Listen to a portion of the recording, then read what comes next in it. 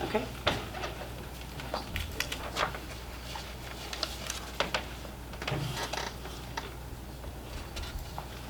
Recording in progress.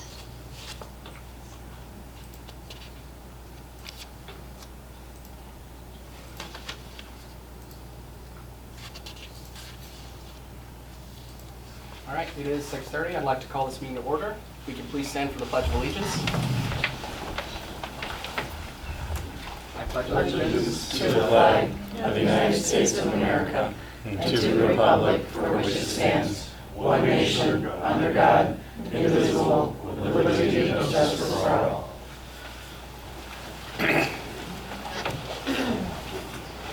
Madam Clerk, if I could please get a roll call. Supervisor Alex Apian. Here. Trustee Dean Morelli. Here. Trustee Greg Bickus. Here. Trustee Karen Johnson. Here. Trustee Denise Salvino. Present. Assessor Marion Williamson. Here. Highway Commissioner Jim Louch. Absent. Collector Jessica Kennedy. Absent. Attorney Gary Mueller. Present. Cool.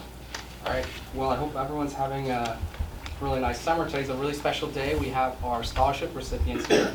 So I think before we get down to business, we'll talk a little bit about the scholarship, and of course, just give a little quick moment to honor our recipients and their families. So with that, I'm going to head over to the podium, and what we'll do, since we already took a group photo, is I'll just read a little bit about each recipient, and then once I say your name, if you can come and pick up your certificate. So, but first, before that, I'd like to thank the board, because without them, this scholarship wouldn't be possible. So every year we give out 4 $2,000 scholarships, and we do that in hopes of just investing in the potential of the township.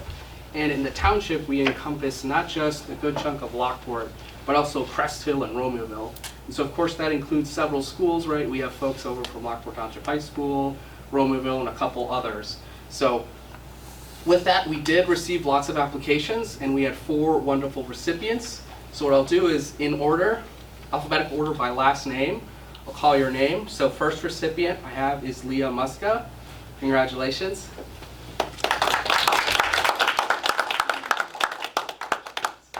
So a little bit about Leah. So first off, we wish you the best of luck, Leah, as you pursue a degree in psychology. Right? We're really impressed. we're really impressed with your dedication to dance and the support you show to the youth in your community through dance. So your care for others and your eagerness to learn are truly admirable. Congratulations to you and of course your family. Thanks so much. Next on the list we have Alicia Noga.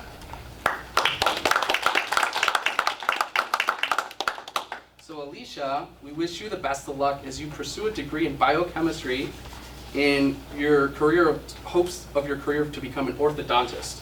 So we were really impressed with your commitment to all that you're involved in. Includes National Honor Society, math, tennis, and band, just to name a few. And the way you see any opportunity as a way to grow and improve leads us to believe you'll be very successful in your career. So congratulations to you and your family. Next, we have Miss Abigail Young. Congratulations. So a little bit about Miss Young. So best of luck to you as you work to become a teacher. We were very impressed with your eagerness to learn and how you take on all opportunities presented to you. The way you help others understand the subject makes us confident you will be very successful. Congratulations to you and of course your family. And then last but not least, someone with the Z last name just like me, we have Mr. Adrian Samudio.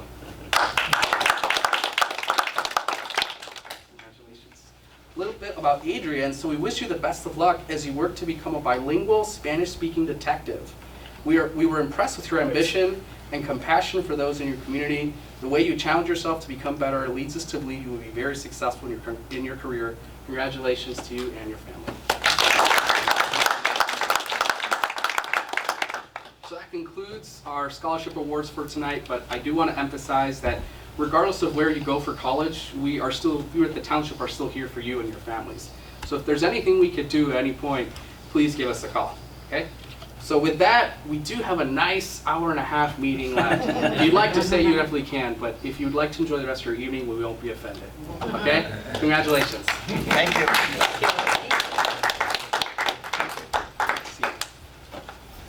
Congratulations.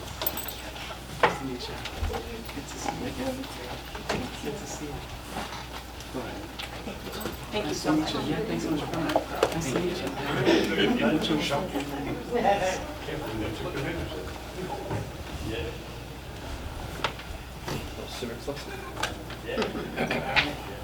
Well, moving on to the business part of the meeting. The first item on the agenda for the town fund is we have minutes for the monthly meeting of May 14th, 2024.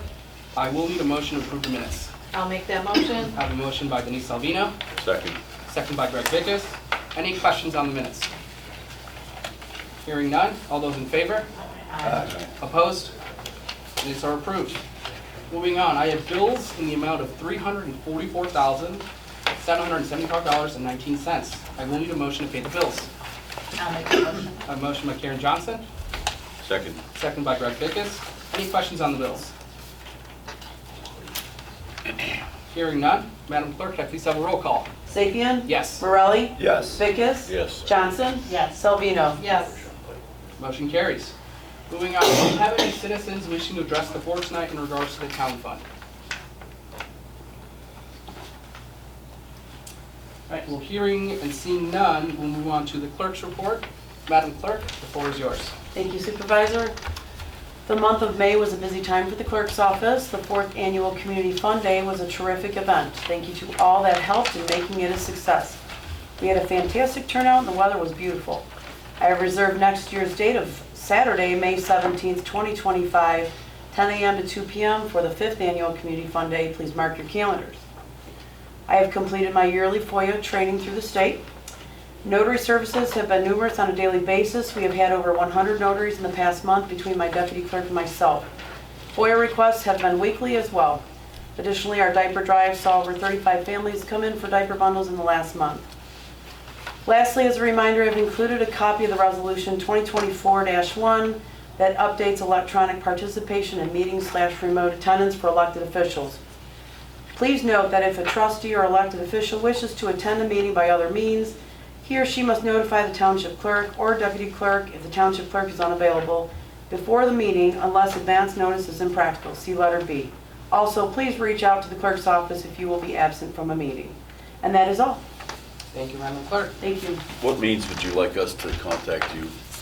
You can call, you can email, or you can text, but Okay. if it's pretty, calling is the number one pretty much for me. Okay. Yeah, that's quickest. Thank you. Thank you, Madam Clerk. And then Madam Assessor, I believe you have a report as well. I do, thank you. I'm gonna pass those down that way.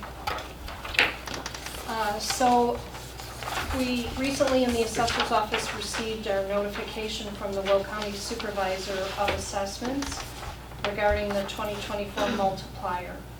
Lockport Township will be receiving a factor of 1.0989 or 9.89%. So that means a 9.89% increase will be applied to all residential properties located in Lockport Township. That percent of change is determined by sales in the township from 2021, 2022, and 2023. Notices of revised assessment are only mailed to taxpayers who had an assessed value change at the township level. So the multiplier put on by the county is not at the township level, so most properties in the township will not receive a notice this year. Last year was the quadrennial reassessment year. Every property owner was notified last year. However, August is still the time of year for an individual taxpayer to ask for a review of their assessed value, regardless of whether or not they receive a notice. So the time to contact the assessor's office regarding that would be very early in August. Assessment books at the township level close this Friday, June 14th. The past few weeks coming up to this Friday have been incredibly busy to get, everything finished in order to send it all into the county assessor's office. My office, the assessor's office, I'm going to close it again to the public for 2 weeks this July. I've done this last year and the year before. The closing serves a dual purpose. Part of the time will be spent in staff training and meetings. And we will also be organizing records and updating approximately 24,000 property record cards. After those multipliers come out, those property record cards are then updated. My plan is the week of July 15th to the 19th. Staff will be in the office, but we will be closed to the public. Phones and emails will still be answered. The week of July 22nd to July 26th, most of the staff will be using vacation time. No phones or emails will be answered. I chose this week specifically because of where it falls in the property tax cycle. It's the slowest week of the year in regard to the property tax cycle from the township perspective. So because the assessment office follows the tax cycle, employees in my office can't just take vacation whenever they want to. Because of the kind of deadlines we have, and those deadlines there's no change to those deadlines when they come from the supervisor of assessments. We can't always take vacation whenever you want to. And I have some staff, senior staff, who have been in the office, 20 years, 15 years plus. They've got, enough vacation time that it gets to where they're not even getting to use it up. So this will help, some of them will be able to use their vacation that week. I have a couple part-timers, and one staff who probably doesn't have a lot of vacation, who will be in the office that week. But emails and phone calls won't be answered that week, and that will be published on my township website. I'll have my web people put that on the assessor's website.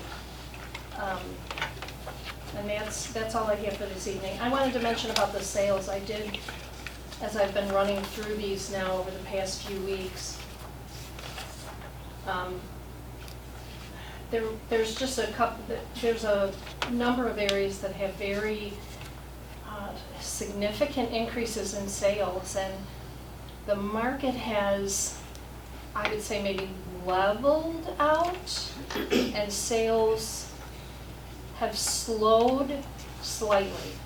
But prices have not come down at all, and that's, not only have they not come down, they're still increasing significantly. I got one property that I was just looking at today that increased in about, I think it was $50,000 in market value in less than 1 year.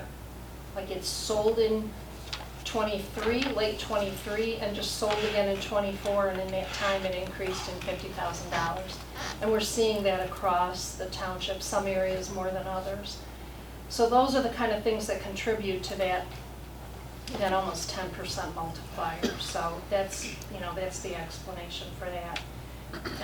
And of course, if people disagree with the assessment, that's when they've got to get in touch with my office in early August.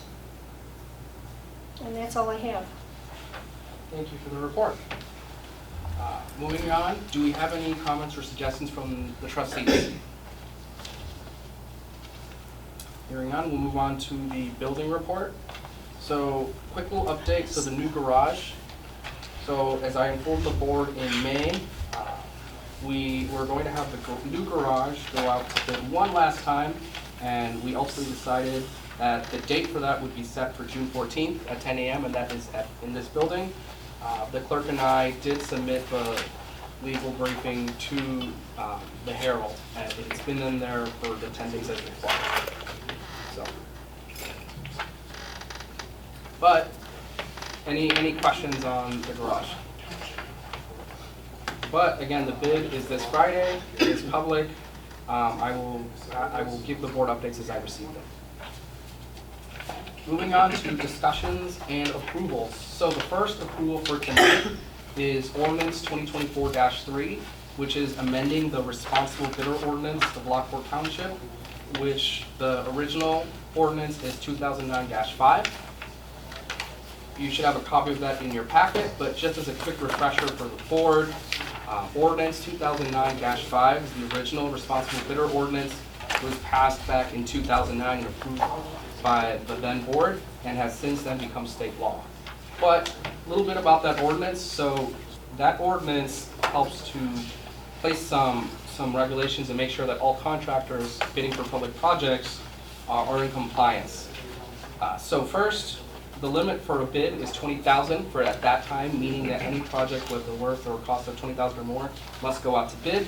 And then there are some requirements for contractors. For example, any contractor must have a tax ID number, pretty obvious. Must be an equal opportunity employer, again, pretty obvious. And then must require insurance for its employees.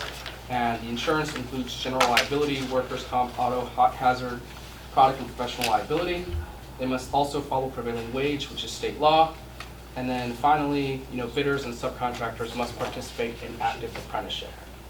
So that's the original ordinance in 2009. It has since then it's been around 15 years. And so I think we're overdue for a bit of an update. And so this new ordinance that seeks to amend it, I'll read the changes.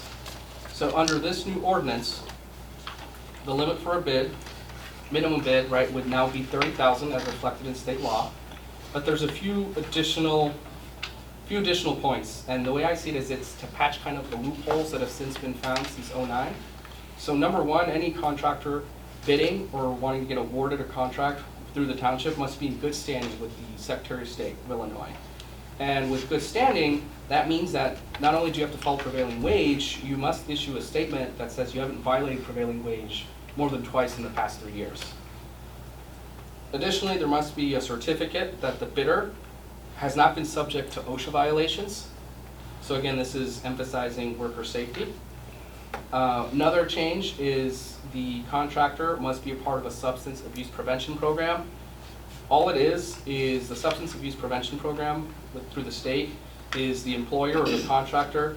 Employees can't be using or distributing drugs or alcohol during work hours, which basically everyone has, including the township. And employees may be subject to random drug tests, but again, that's the contractors have the right to do that. Another amendment is that upon award of the contract, the contractor must disclose names and addresses of each of the subcontractor, which for the township in past projects, we've actually asked for that list anyways. But I'd say the biggest amendment is the following. So versus in the original ordinance, contractors must have health insurance and retirement programs for their employees. What we have found is contractors sometimes like to be a little sneaky and will only cover insurance and retirement for the duration of the construction project. And so this following amendment makes sure that that insurance and retirement is part of the overall employee's compensation package and not just for the duration of the project. And then there's a couple of other items as well, like for example, obviously the bids have to be submitted to the clerk, etc. But these are more so the major changes. These are most sort of the major changes. The city of Joliet recently passed this a couple months ago, but in terms of amending responsible bidding, by approving this ordinance, we'd be one of the first townships to approve said ordinance. And as my word as supervisor, I think it is very important for us to continue to prioritize worker safety. And so for that, I'll open it up to discussion from the board.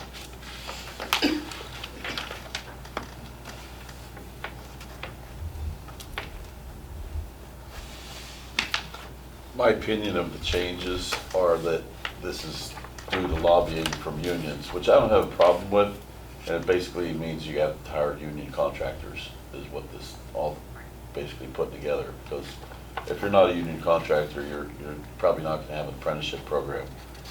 And I don't have a problem with applying it, but I think that's just where all the changes came from. And the lobbyists wrote this for legislators, and that's how it came to be.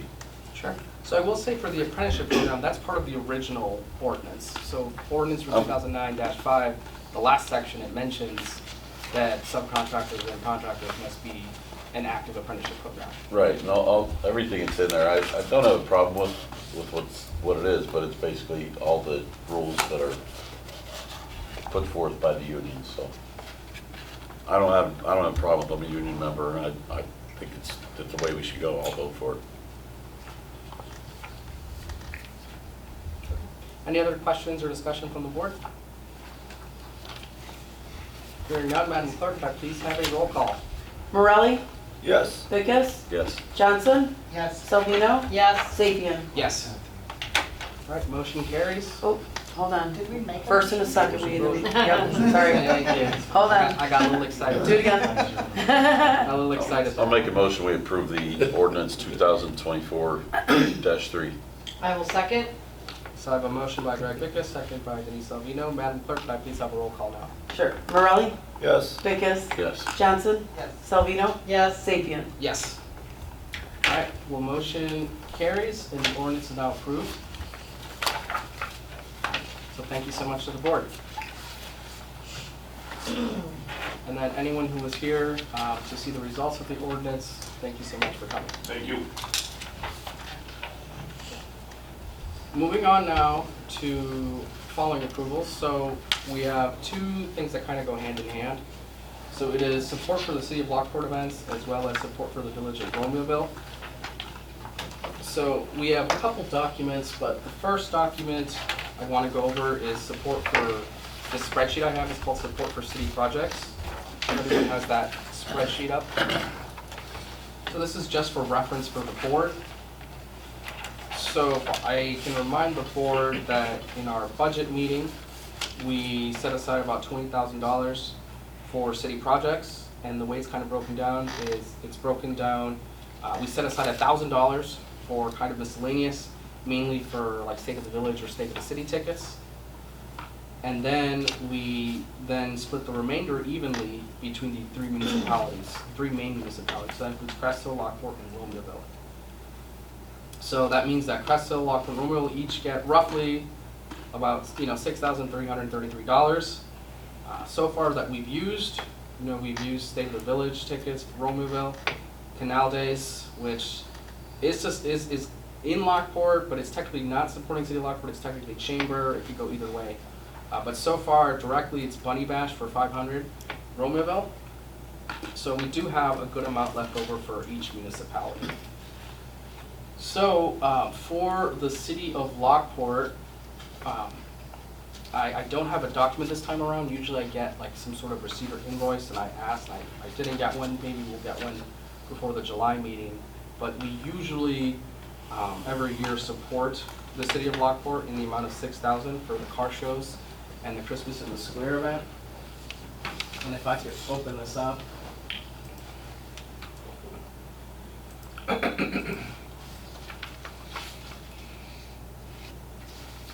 Okay, yeah.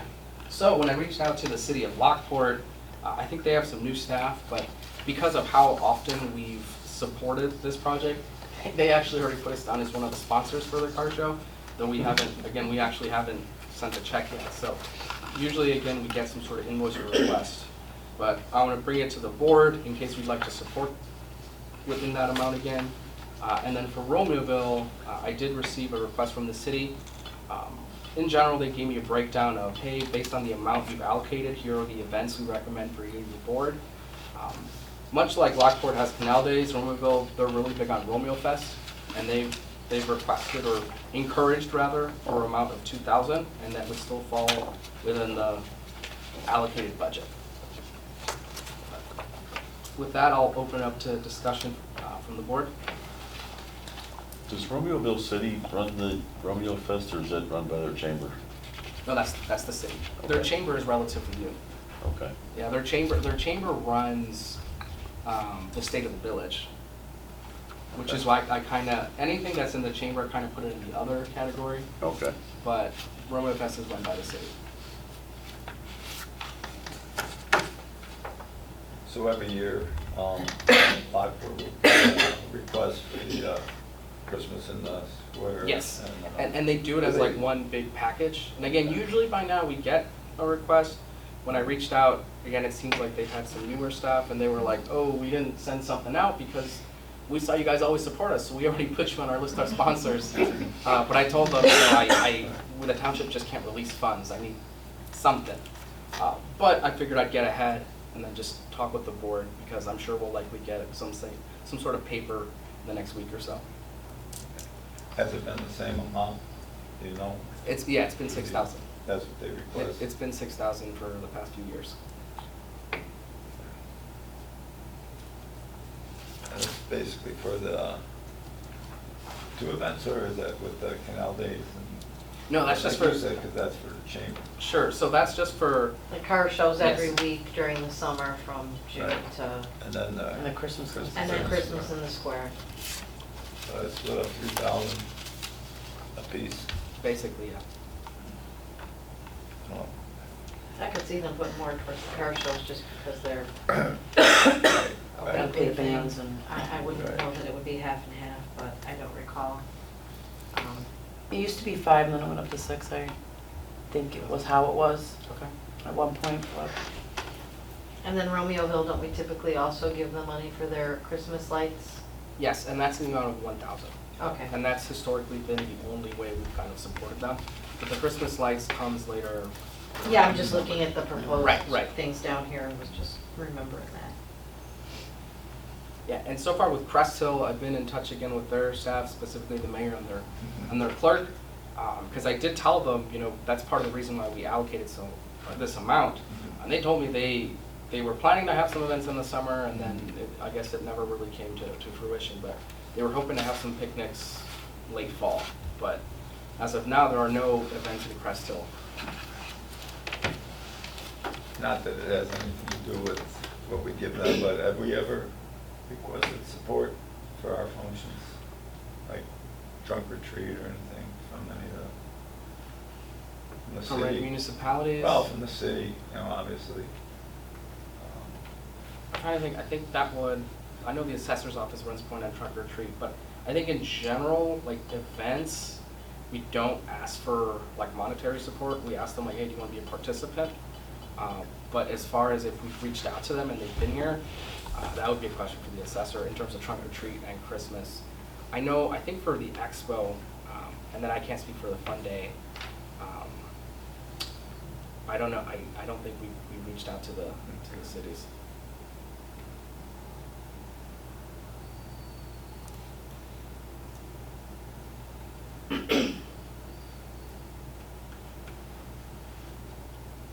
Any other questions or points of discussion for the board? How do we, I guess for Lockport, how do we feel about continuing the 6,000?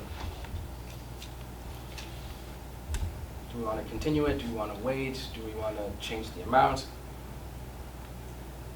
It would be nice to see what their breakdown is and what, you know, how you kind of know what you're getting sponsored. In the past, the way that it was written was just one thing, from what I recall, since when I saw the invoice. There's not an actual breakdown of what goes to what, like, as far as the details. But we have been doing this each year. Right. This is nothing new. Right. No, for sure. Yeah. It's just gone up a little bit. They're- you're saying. At right, one point just it like was everything else, 5,000, now right? it's 6,000. Yeah, I think it went to 6 last year or the year before, one of the two. It was like 5 for that. I remember last year it was 6,000, Mhm. and I remember when I came in, they were trying to boost it to 6,500, and then they, I guess, kept it at 6,000. That was like right as I was transitioning too. Because then I remember the year before that it was 6,000. So for, I guess, including this year, I guess that's 3 years total, it's been 6,000. I'm guessing in previous years it was probably a bit Right. lower. Yeah, it took a while. And we budgeted for that. Mhm. Yes, Oh, I mean, yeah, it's it's all the- budgeted already. Yeah, it's all budget. It's in the 20,000.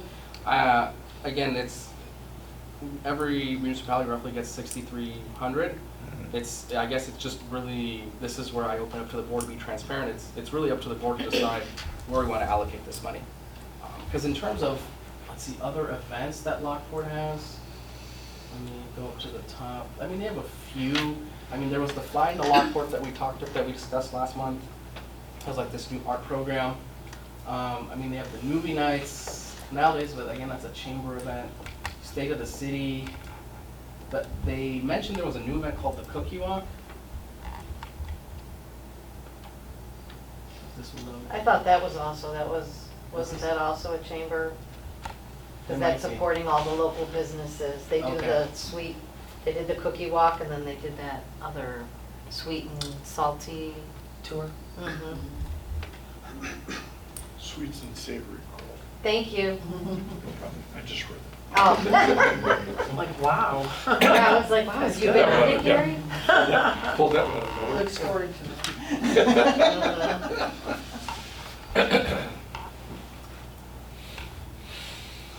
So just leave it unless Yeah, there's something different. good with Okay. continuing what we've been Okay. doing.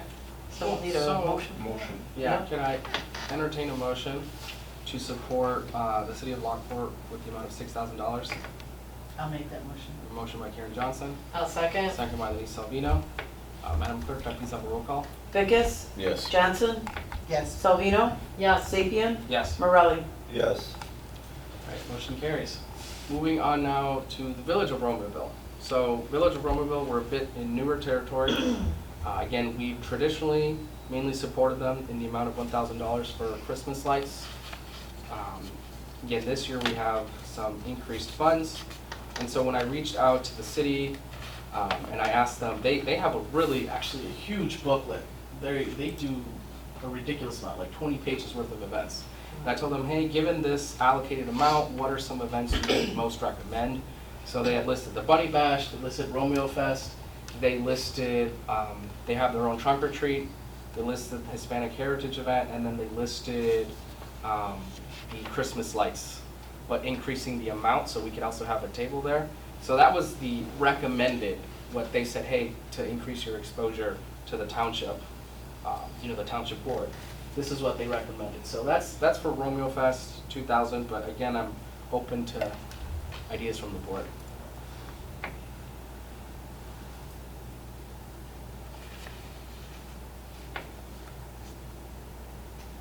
Okay, so I'm looking at what you get for $2,000, but they're not allowing any more marketing tables? So according for to that this? one, I actually spoke with them recently, because I did see that. I'm like, hey, for 2000. So they told me that because they had reached out to us, we had spoken with them, and by then I mean back in like early spring, the budgeting season. They said they put that so they wouldn't get a huge influx of people, but they said if we support, they'd still be able to squeeze us in.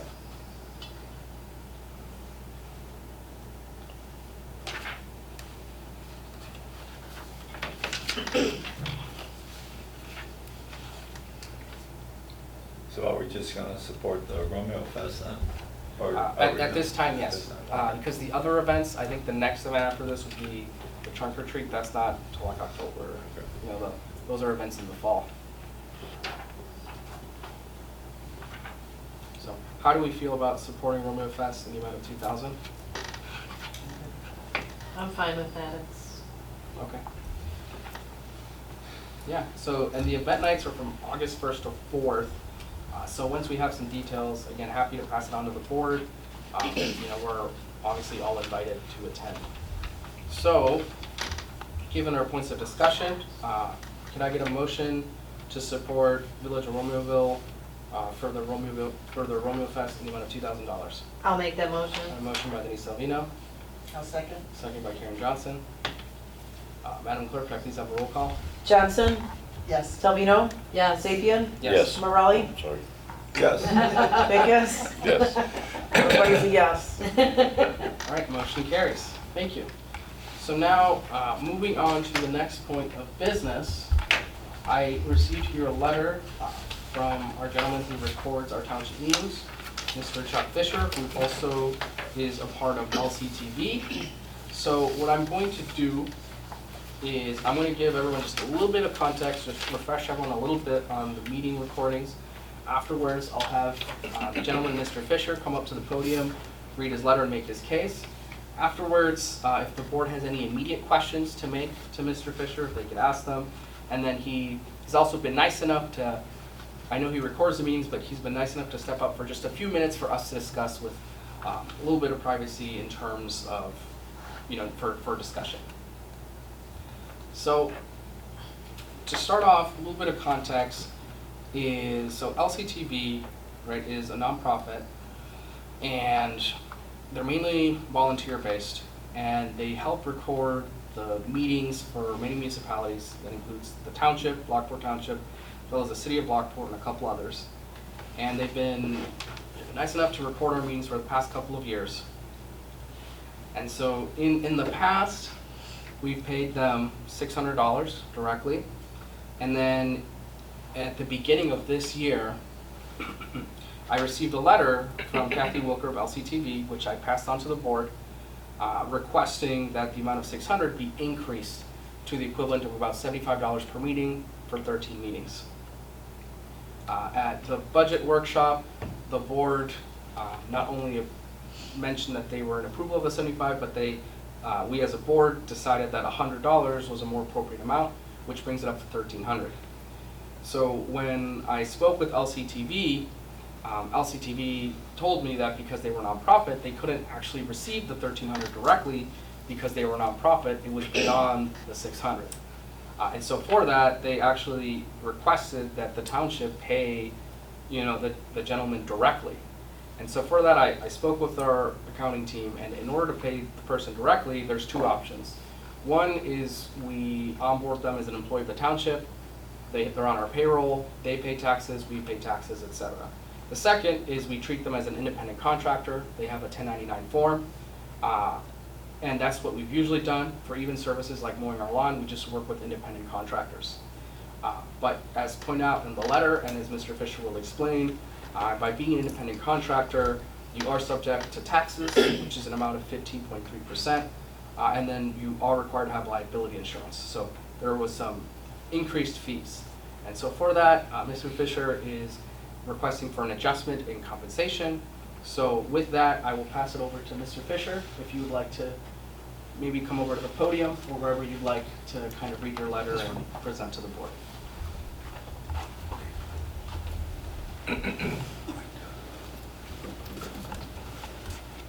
All right, good evening, ladies and gentlemen.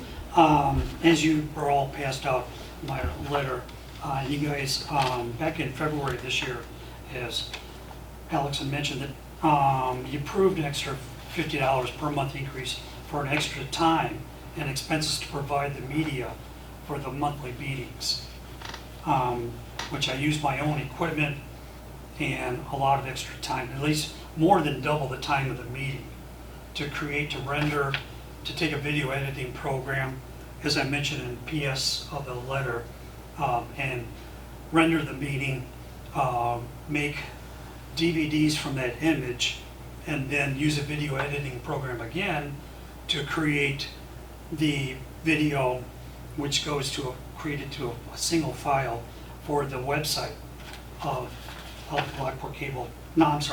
Lockport Township. Okay, so anyway, for my total approved payment, the township would need to write a check to a new business. I would need to establish, since they cannot write one to me personally, a 1099 form would be submitted next year by the township. Liability insurance is required, and I need a business bank account to deposit the check into. As indicated in my letter to the board and supervisor, I'm asking for an additional amount to cover the cost of the business bank account, liability insurance, and to cover the tax from the 1099 form. These three expenses would use up the $50 a month increase you had approved back in February. And thank you very much for your consideration of this, and I'm open to any questions that you may have. Just to clarify, when I was, still then part of the Lockport Cable TV, we use all the equipment and programs are provided by Lockport, the city of Lockport. All I do is work the camera, and that's it. Okay, here, since we came into this building in either 2017 or 2019, I've been using my own equipment, both the camcorder, my personal computer, my programs for doing video editing, and then the supplies of the DVDs and the thumb drive. So, like I mentioned before, to do the recording or to change a video that's recorded by the camcorder, it takes more than double the amount of time just to produce that image, and then change the image, or not change it, but put it on DVDs. One goes to Crest Hill, and by courtesy, I give one to Kathy Wilker at Lockport Cable TV to her to air, like she's been doing since this building was established. Okay. Then I also, like I say, I provide a video from the camcorder. I compile and use it to create the one that's used on the website. And so, so I'm just asking, to cover, that $50 would be used up by both the tax from the 1099, the liability insurance, and the business bank account. I did check with the bank, Chase Bank, that I work with or deal with for my personal accounts, and to carry a business bank account, it would, there'd be no charge per month if I had a minimum of $2,000. All right, and since I only get paid from the township once a year, that would get used up. And I'd put in my own personal money to keep it at that amount. Otherwise, I pay $15 a month, and the amount doesn't matter in the business bank account.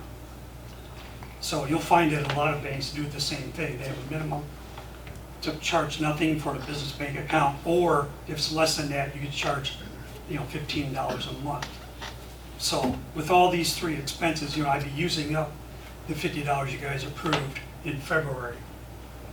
Okay, so if there are any questions, I'll try and answer those. Yeah, I just have a question, and I don't know if this is necessary. I mean, I do know people who get a 1099 and they run a small business, but they're not an LLC. Yeah.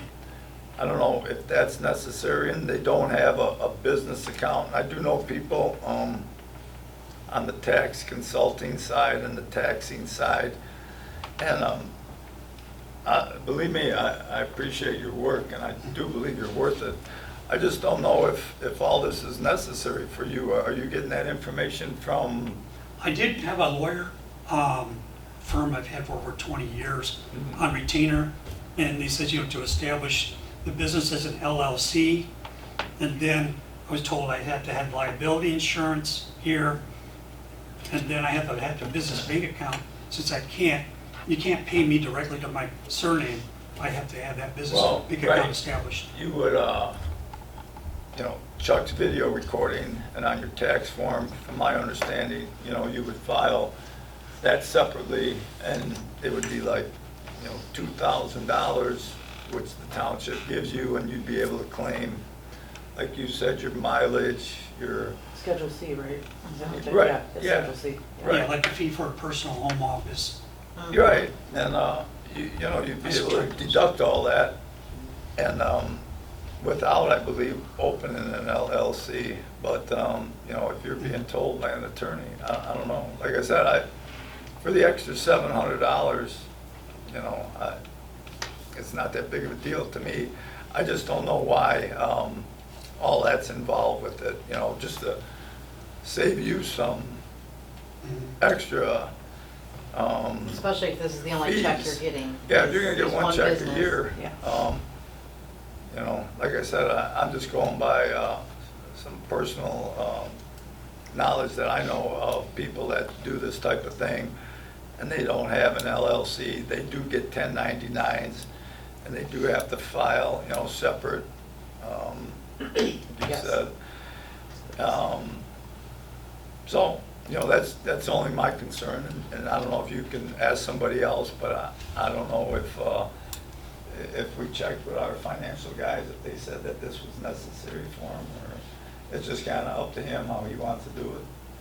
So when I asked our financial team accountants, their requirement was the liability insurance in 1099 form. Not sure about the business account. Again, I spoke with Mr. Fisher as well about potentially some business accounts, depending on the bank, they'll charge different fees. I don't know enough about business accounts to know if some might be free, but I know for liability insurance that is a requirement. Because I know when we have even organizations here and they have events, right, even like Catholic Charities that comes in and they're kind of in a room, we have to have their insurance on file. So I know liability insurance is. As far as the rest, I think, I'm not sure. And First American Bank doesn't charge for a business account, so you can get a free checking there. With no minimum? No minimum. Okay. Um, That way I could Yeah, you transfer. can be a sole proprietor. LLC is just a protection for yourself and people sue you. Yeah. So that's good to know, but you could be a sole proprietor and get a 1099. Okay. Did they say the 1099 would have to go to an EIN, or could it go to the social I have an security number? EIN too, EIN number Okay, established. so you've already got a corporation? Yes. My lawyer, retaining lawyer said this establish an LLC for personal business.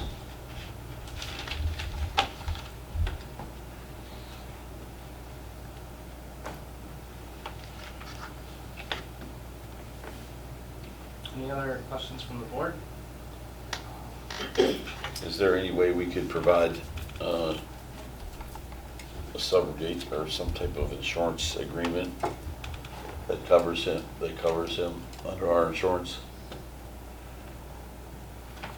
I feel like that's partially a question for the attorney and also partially a question to our insurance provider.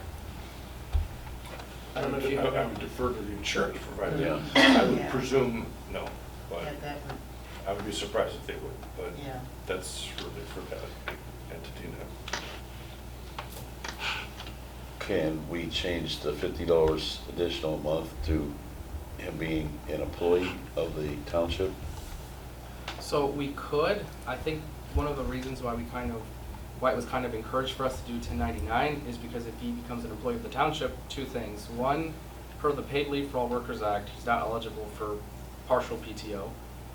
So I'm not sure how that would work in this case. But then two is not only would the employee have to pay taxes, but the township would also have to pay taxes on his behalf. Right? We split the taxes.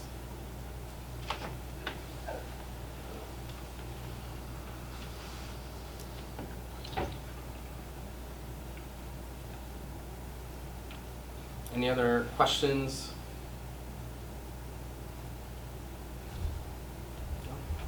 Well, I think at this point we'll have some discussion. Mr. Fisher, I know you and I discussed, out of courtesy, you could just give us just a couple minutes and we'll plug in once we're done. Thank you. Is the camera going to stay on? I think the camera will have to stay Keeping the on. recording on, Yeah. Yeah, but I figured at least for that, my notes. you know, that's In a case little bit anyone less asks. pressure, a little bit less pressure. Again, it is a public meeting, but he, you know, he was nice enough to give us a little bit of time. So, any discussion from the board? I just feel, I don't know, maybe not, all that's not necessary for him to do. However, he is gonna come up with some extra cost, you know, without a doubt, you know, especially with the insurance. If he gets a bank account for, you know, no charge, he's still gonna have to pay the insurance. It sounds like for sure. Like I said, if he does do the 1099, you know, he's gonna have a option to claim a few things like mileage and, like he said, office at home and all that other stuff. So I don't know exactly what the tax would be. The tax, so we. $2,000. Yeah, so I checked with our financial folks because I was curious if there was, you know, brackets, et cetera. So for independent contractor, any amount even up to small amounts of 2,000, it'd be a rate of 15.3%. I think that he could probably claim a loss in his business. That's right, by the time he writes Right. off all his Right. deductions. But Right. Instead of seeing right along. Well, I mean, I don't know. Should be formed as an S corp. And I just think it feels borderline not appropriate that we be considering his business expenses. It's what we want to pay him for his services, and then, you know, if that's what we want to do. So just looking at that he's gonna incur an extra cost for insurance, but we've already doubled what we were paying him last year to allow for that this year. Do we increase that based on, you know, he's going to have another $250, $300 of expenses per year, or just keep it at what we've approved in the budget? I'm kind of on the fence there, but I don't know that we should design the fee to cover additional expenses that he has. And we just, you know, double what we're paying him. I mean, if you look at it that way, I kind of agree with you. However, you know, giving this guy, you know, $600, and I don't know, he's been here quite a few years, which was, you know, not even $50 a meeting. And, you know, some people might look at it, if they had, like, well, he's a volunteer. But, you know, but I think he needed to be compensated. And for a couple years straight, LCTV was putting in a request, and the board never got the opportunity to vote on an increase. But at some point, we finally did, and we gave him an increase, which, like I said, for a long time, he was working for nothing. He was probably losing money. You know, like he says, the $600 a year wasn't covering a whole lot. Luckily, it covers mileage and, you know, time and his gas and that. But, I mean, for another $700 a year, I mean, for $2,000 a year, you know, I think it's still reasonable, but that's my take. And then just for quick information for the board, so in the past, you was paid $600 for 13 months. That breaks down, Meetings. 13 meetings, excuse me, it breaks down to a little over $46 per meeting. And then if we do 1,300, remove 15% in taxes, 288, I guess, in insurance, and then the winning and bank fee comes down to 633, so marginal difference. $633 total. If we divide that by 13 meetings, again, it's $40.70.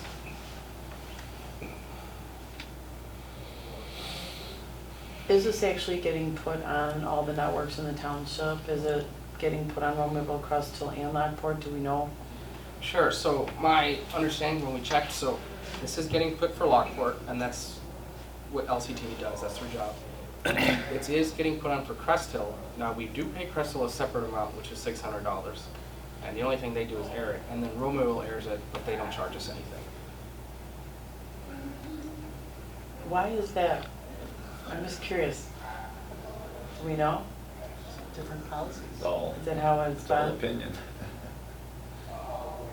I don't have cable TV, so I've haven't had cable TV for Right. 20 years, so I don't know. I've never seen a meeting on cable. I mean, I know at my. Our meetings are available on On the the website. website, right? Yes, And They're on the correct. We put website, them on. record on Zoom, and. I don't know how puts it much on YouTube. editing is required for a meeting. I mean, there's different platforms, I know converting it from one platform to another platform may take some time, but was there, I just know that, you know, I don't know if we would be able to tell. I know for years and years and years before all this new stuff came around, that's how people watched it on LCTV. So a lot of Yeah. seniors might still do that because they don't do the computer or them, you know. Yeah, believe me, my Right, mom's they- working on streaming, right, it's right. interesting. No, they will watch it on LCTV. So, I mean, I'd hate to, you know, lose that, but, you know, not saying we would lose it, but like I said, I'd also like to see the guy get compensated for it. But that's,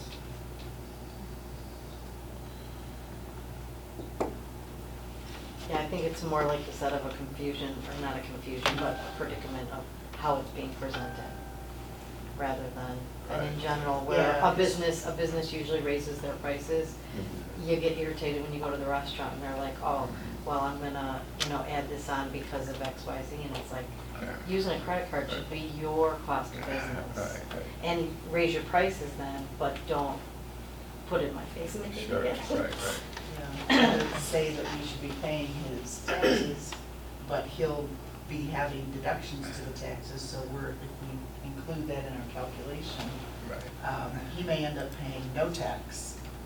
he's probably for gonna this. get a credit to his taxes for if he files as an S corp, but that's Yeah. irrelevant.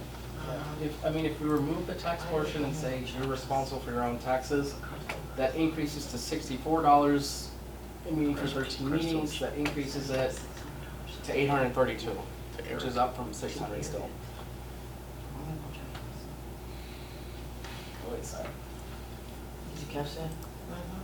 Yeah, I'm not getting it. Well, because he wouldn't know. Because It was Romeoville done years doesn't and years ask. ago. Okay, Yeah, that's why I don't, Romeoville never did, and they were just, because if we're looking for money, we go Lockport into doesn't construction. charge to air it, do they? yeah, that's the, doesn't she still get? Does LCTV still get No. funds? No funds they get. No, so from us. LCTV So would they, not. so No, they they give it technically right broadcast to for him. free like Romeoville does. Yes. Right. Well, They- Crest Hill charges us $600 just to show it. Because they're not, yeah, yes. So Anyway. That is the Lockport, direct Lockport's a nonprofit, LCTV's a nonprofit, they want the money to go directly to Chuck. Mhm. Right. Crest Hill has us pay them $600 to air it, Romeville has us pay nothing. It's on the website that Jessica puts on, that she gets in a drive from Chuck. I have mine, or we have the Zoom recording. Those are the options. The availability.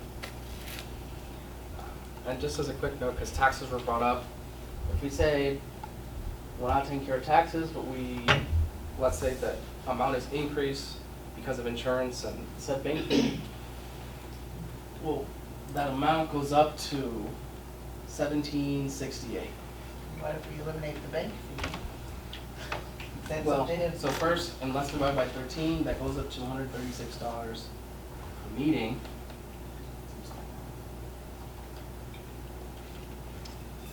Well, yeah, but eliminate the bank fee, it'd be $15.88 for 16, just round it up to 1,600. So what do you think if we want to make that accommodation for the insurance, raise it to 1,600?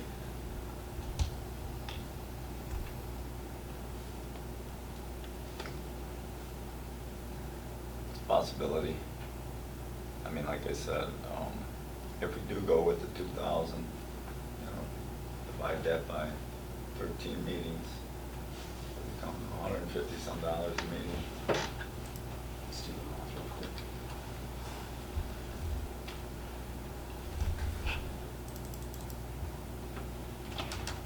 So the cost of the township for 13 meetings, 2,000, is about almost $154 per meeting.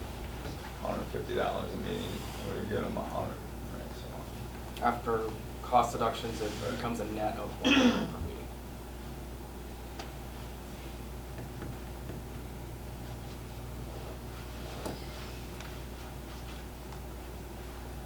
Well, like you said, it's kind of questionable the way it was presented.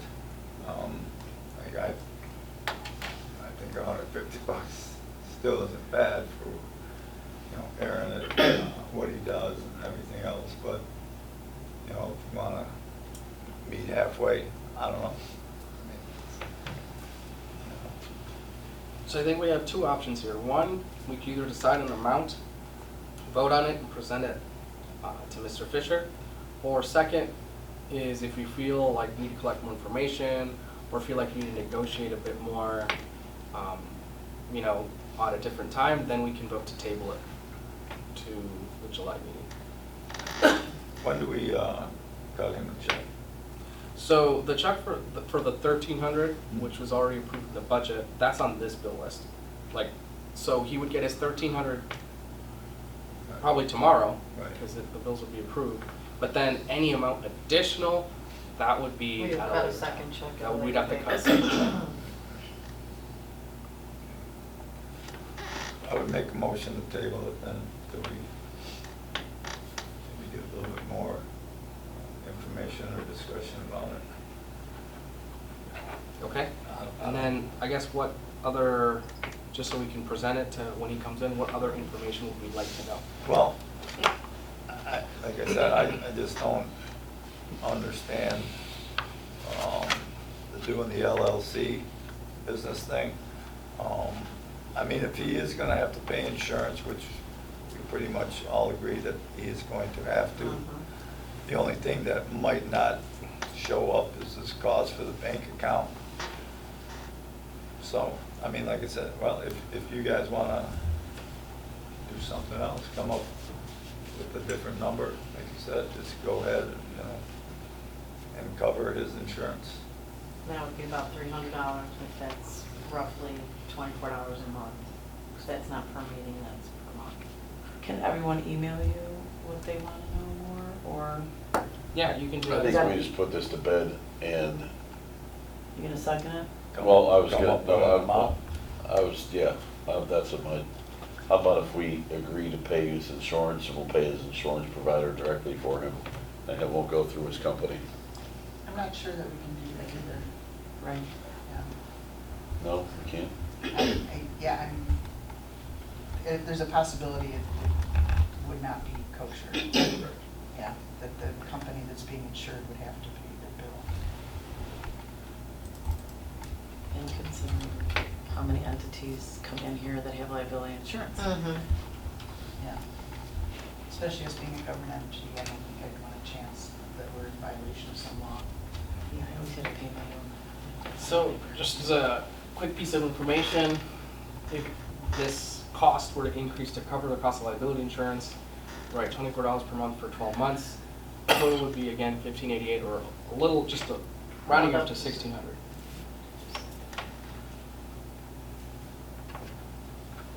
You need, we have a motion on the table though, that hasn't been seconded.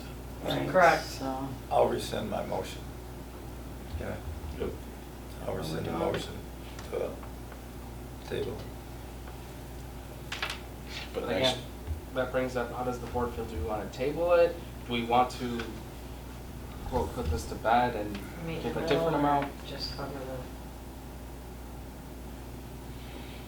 I guess we have to see if he's willing to accept 1,600 if people are in agreement with that. I would agree. Pay the insurance. Mhm. Up at the 16. Make an allowance for it. Mhm. There you go. Yeah. Good mix it. Yeah, So because then increase- if the increase- insurance goes up at some point. then- increase yeah. $300.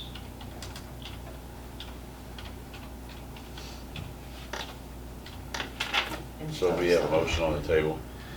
we do not. Not yet. Is everybody in agreement with that, or?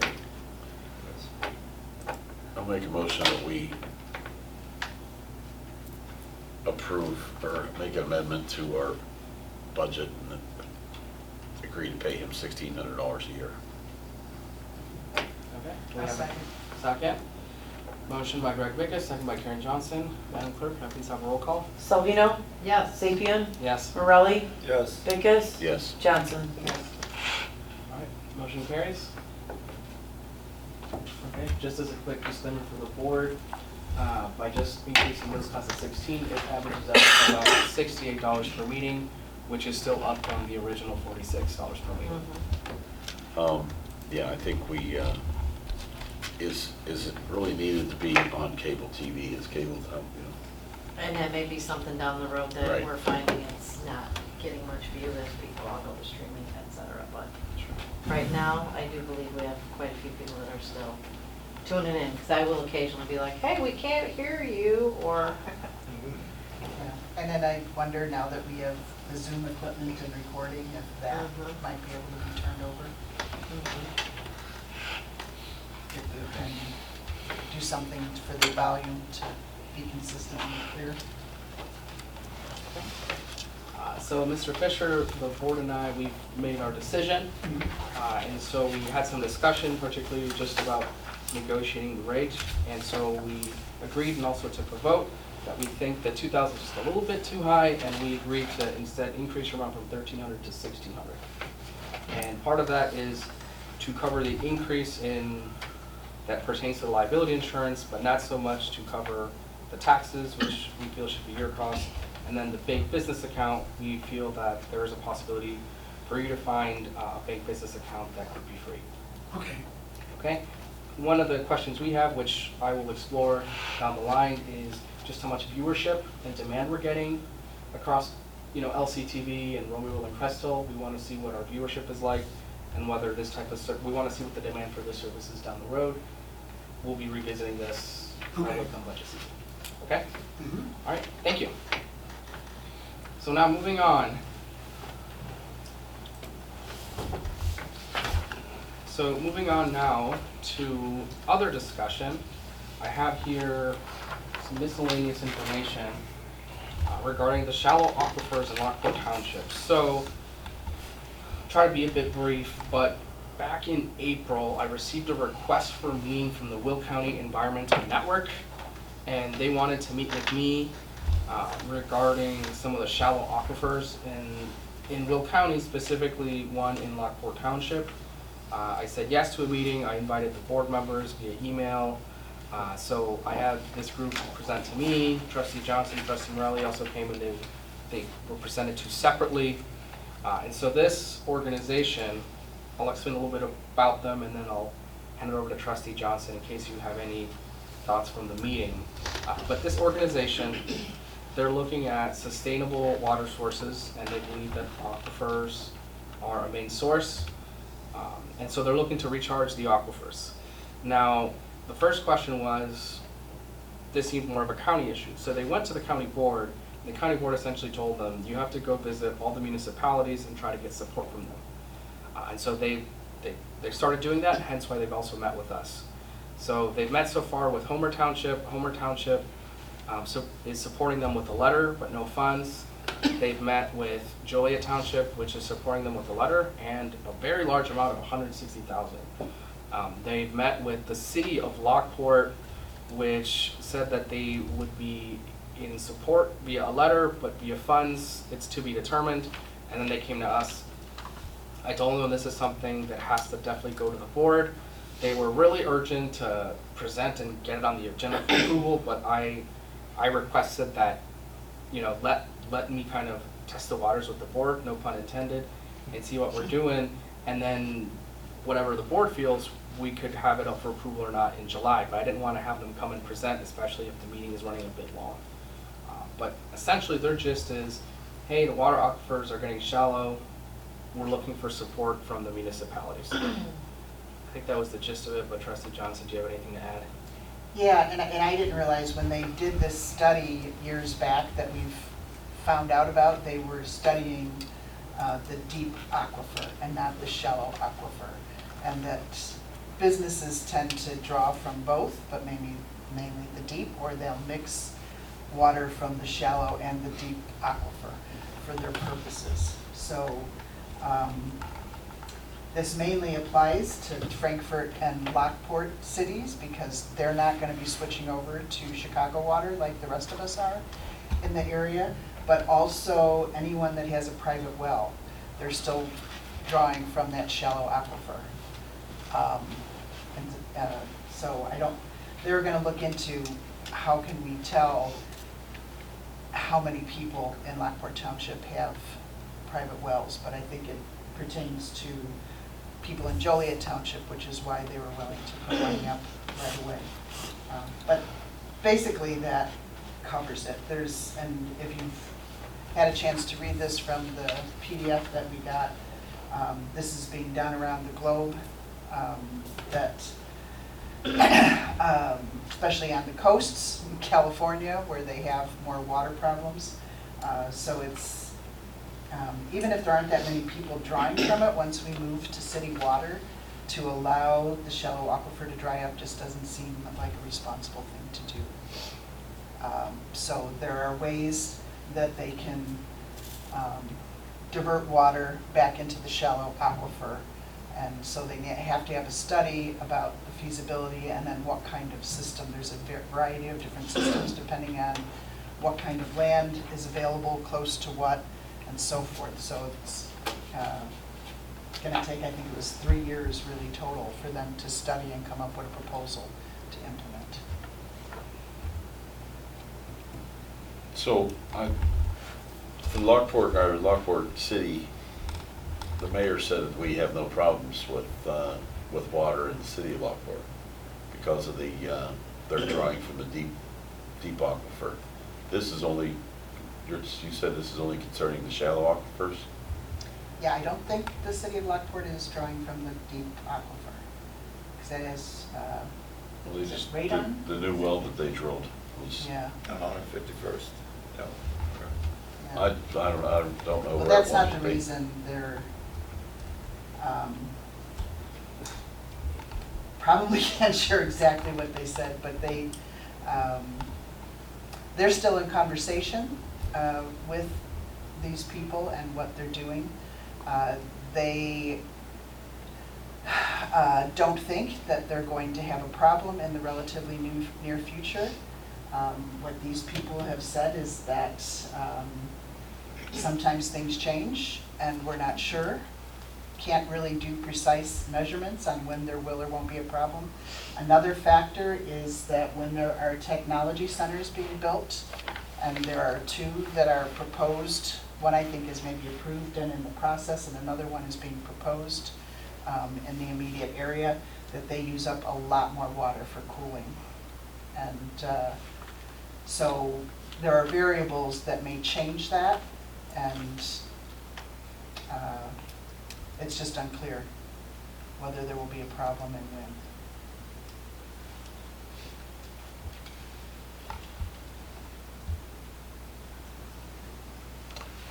With the other municipalities switching to Lake Michigan water, and that's probably isn't a question you can answer, but I feel that the aquifers are gonna start to recharge with the less water being used by the municipalities that are switching to Lake Michigan water.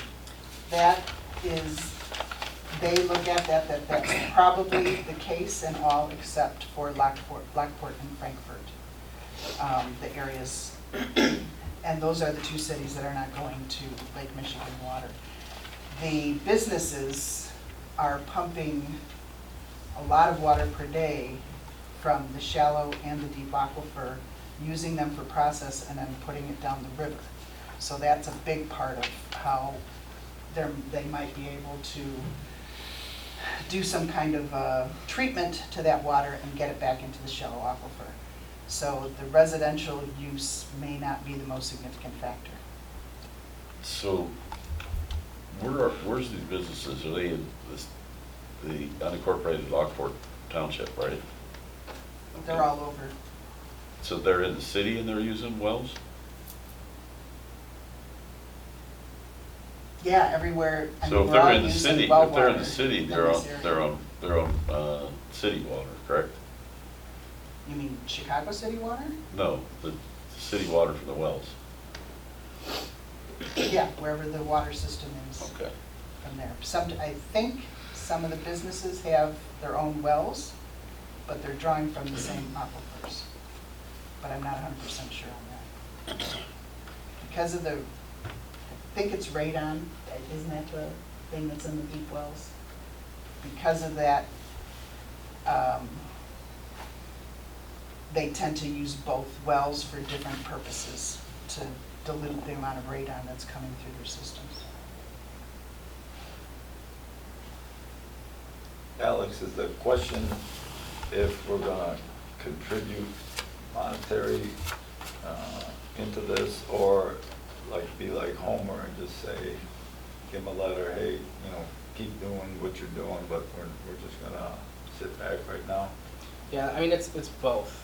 Really, after this meeting, I kind of would just send a meeting to the environmental network and say, hey, this is kind of how the board and I feel. If it's, yeah, we're super enthusiastic, come in July and we'll approve some funding amount to be determined, we can. If it's, hey, the board is, in semi-agreement, we're probably gonna follow the suit of other folks and do this, up to you if you wanna come and present, we can. My, I guess, thoughts, if I can give my thoughts, are that this project, I think it's in the second section, second bullet point, says 700,000, right, for both phases. My thought is, if the board did feel enthusiastic to support this monetarily, the city, Joliet Township gave 160, but they also have some huge grants that they come in. They have some full-time grant writers, and we don't have that. So if we were to support, I think just in the past, or at least in the past year, I think in general we kind of just supported projects to the tune of like Lockport was 6,000. I just don't know if it's feasible, budget-wise, right, for us to give an amount of, say, 100,000+. And if we were to give an amount, say, closer to 5 or 6 or 10, would that even help? Because this amount is 700. That's my question.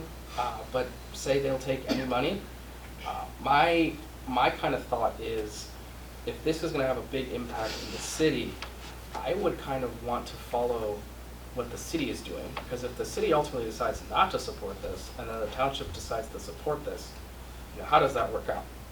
Because I wouldn't want to have the township spend all this money for one piece of the township, and then the city ends up doing another project, because they're the ones in charge of the water. Those are my thoughts. And one of the other factors, which I don't quite get, but that they were mentioning, it's possible if they don't have funding to do all of Will County, since there is right now a problem in Joliet, they might just focus on that area rather than doing a regional scope, which would make more sense generally environmentally, and you have more options. So that's another reason they're going to all of the areas. Like they're going to Frankfurt and other places too, but we haven't heard back about their conversations yet. My take on it right now would be to sit back and not make any kind of commitment as far as money. I really don't I agree. get the whole gist of it, yeah. And the Environmental Network organization, it's not a government entity. It's a private not-for-profit, correct? I believe so. Do you know? I don't remember off the top of my head. Yeah, I'd like to see if I'd like to see who's there are running, private wells who's in running Lockport the Township. Environmental Network and where the money would go before we Sounds commit any like- funds. Sounds like the consensus is we'll take a step back and then collect some more information. So I'll be sure to reach out to them and ask for more information, but it sounds like we'll be taking a step back. Okay, Okay. moving on to new business. So two things. One, mental health. So since last month where the board approved to increase their support for the mental health project, specifically to cover both insured and non-insured, the amount of clients has gone up considerably. So in the month of April, we went up to 23 residents using this program. And here is the actual invoice we received. I also just received the final invoice for the month of May, and that'll be on the June agenda since I literally did just get it today. But as you can see, the amounts have gone up. I also did just attend a Zoom meeting with ThriveWorks and invited our fire department on Friday. And now that we've kind of narrowed down and we've cleared up the logistics, now we'll be able to focus on like the long-term health goals. So for example, we'll be able to get some statistics, right? For example, when a client or a resident comes in, how long are they staying? Are they staying for the full recommended 3 to 4 sessions? Are they jumping around therapists, etc.? So now that we're set in stone with our program, we'll be able to see some good reports and metrics in the upcoming months. I did want to present to the board, we've gone up to 23 residents. Invoice for April was $2,500. Can I ask questions or? Yeah. I thought I remember, and I'm not sure, when they first brought this up, that if somebody was not insured at all, it would be $99 per visit? And It's a $199. $199, Yeah, if they're not insured at all, it's $199. okay. And then, so these other ones are some amount lesser Right. than that. Are these numbers like the Oh, yeah. 003, how can we tell which is like a repeat, or what is one of? Sure, no, that's a good question. So, in the call it says description of service, and there's numbers that say like LPN, LT.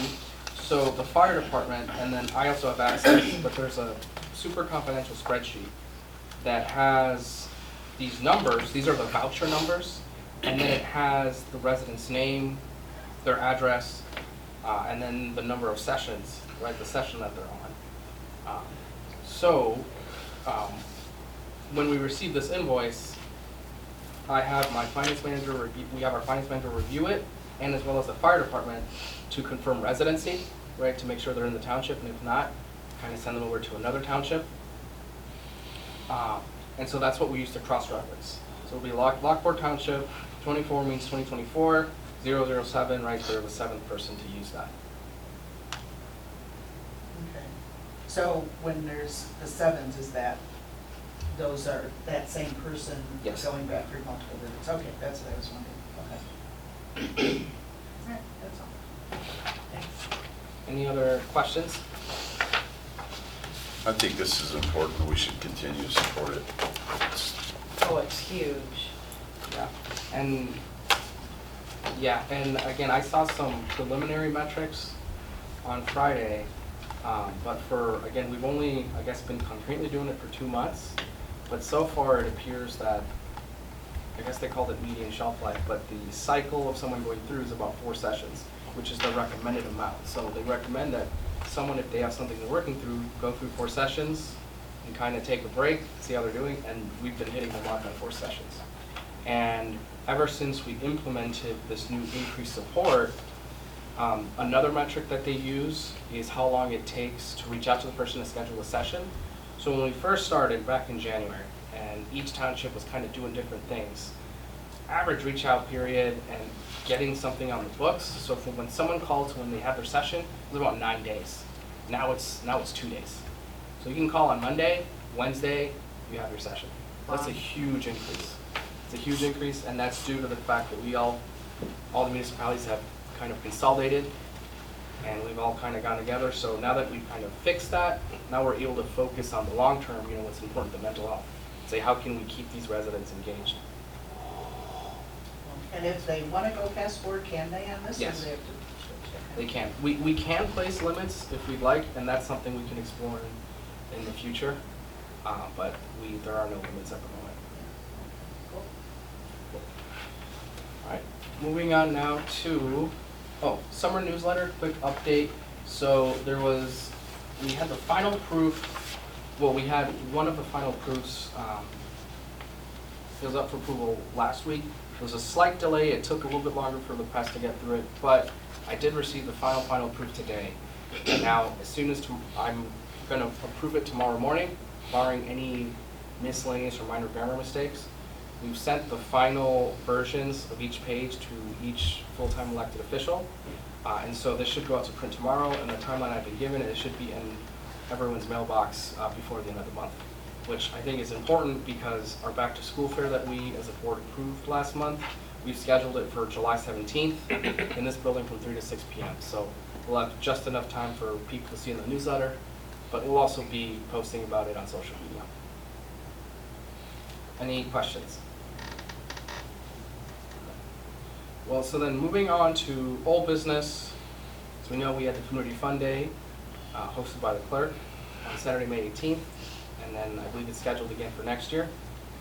We did host a job fair with Will County Workforce where we emphasized the union trades and also military service recruiters, and that was on Wednesday, May 29th. It was a great turnout. And then, of course, we marched in the Canal Days Parade on Friday, June 7th. Any questions there?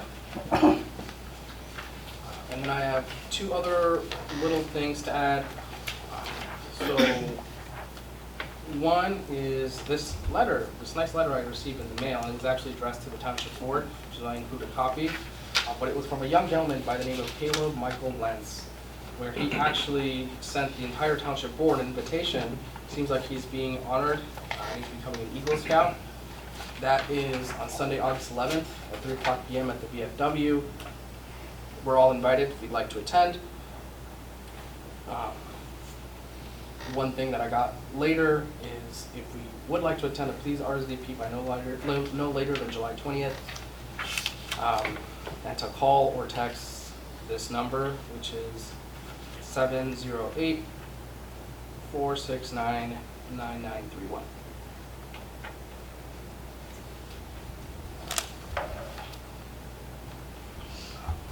One final note, and it's separate, but I did on Friday, so I received a personal invitation, and I did just accept it on Friday, and I extended this invitation to the board. So the Township Park District, they are having a Juneteenth event at the park in Fairmont, and that will be on Juneteenth, and that'll be at 4 p.m. if anyone would like to attend. They personally invited me. They said I could go as a person or have a table. I think it would be nice to have a table, again, at no charge. So I said I'll have a table, and I would send the invitation to the board if anyone would like to be there. Otherwise, I have no other business or correspondence. Any final questions or thoughts from the board? Hearing none, could I entertain a motion to adjourn the town meeting? I'll make that motion. A motion by Denise Salvino, I'll Second.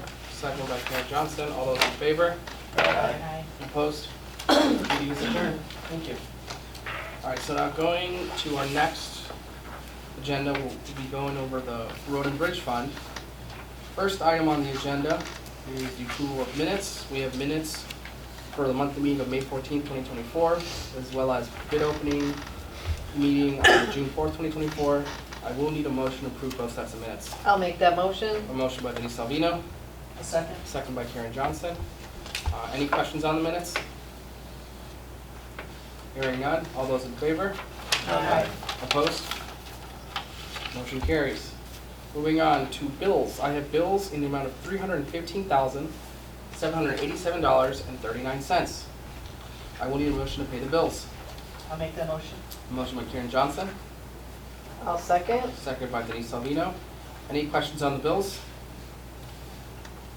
Hearing none, Madam Clerk, can I please have a roll call? Sapien, Yes. Morelli, Yes. Vickers, Yes. Johnson, Yes. Salvino. Yes. Motion carries. Do I have any citizens wishing to address the board tonight in regards to the Road and Bridge Fund?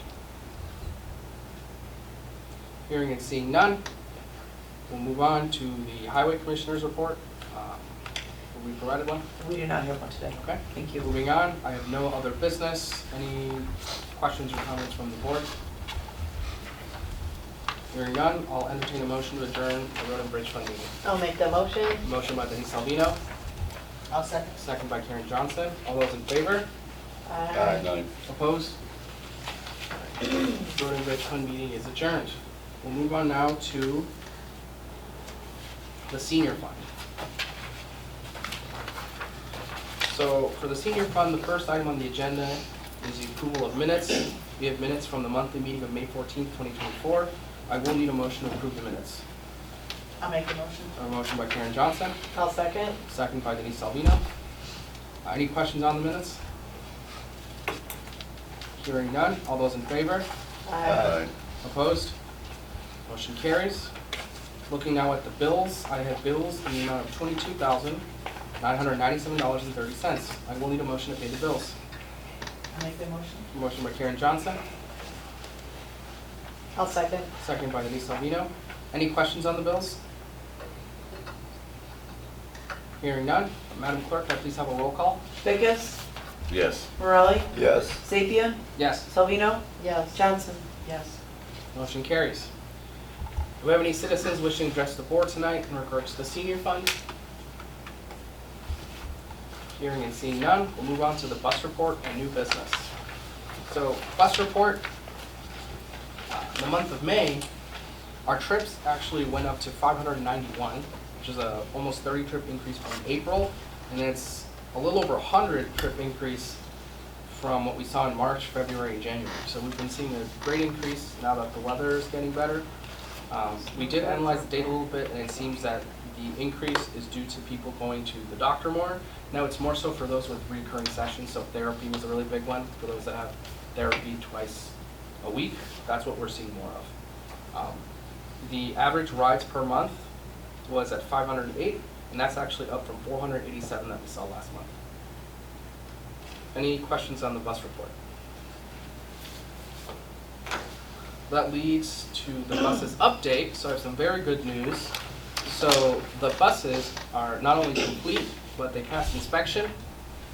They're also fully registered. They have their license plates and their stickers ready, and they will be here on Thursday, 2 days. So we'll have 2 shiny new white buses.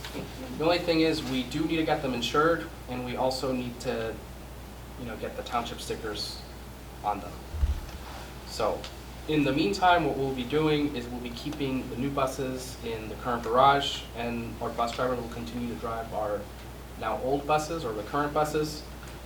But what we will do, because I know this is something that the board has discussed, is looking at what the trading value, or if we could get more money by selling it. So in the past, we've sent them to the supplier at Kankakee, and they evaluate it, and they let us know what the trading value is and tell us how much they're willing to give us. So once we do that, we'll see what the value is, and then we'll determine, I'll bring it up to the board, what value they place on them, and determine from there if we're willing to trade in the buses or if we prefer to sell them. I know there was discussion in the past where there was some emphasis or potential approval on keeping one of the 2 buses, so we'd have 3 just as a backup, and maybe potentially in some future using it for overflow volumes. We could do that as well, but for now, these need to get insured, get stickers, so we won't come up with a decision until next month. Any questions on the buses? All right, well, moving on to old business. We did have the Senior Expo on Wednesday, June 5th. It was a very big success. It was actually so successful that it was actually a little crowded. It was a bit more crowded than even last year. It was comfortably crowded. This year it was crowded to the point where my staff and I are having discussions about potentially reducing the amount of vendors just because of how crowded it was. We're exploring some options, whether that'll be decreasing vendors or splitting it up potentially by last name, saying if your last name is A through this, come at this time, M through Z, come at this time. We're exploring some options, but we just had so many people, and as has happened in the fun day and the trunk or treat, we just did not have enough parking. We had a couple of staff members outside directing traffic, and we had quite a few people parked in the grass.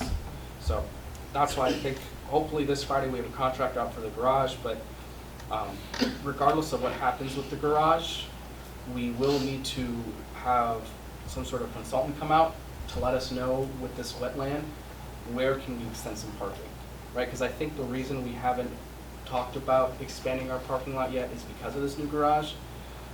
So regardless of whatever happens, we need to look into expanding the parking lot and then repaving what we have. So we'd be able to start that regardless of what we hear back from the garage. Other than that, I have no other business in the senior fund. Do we have any questions from the board?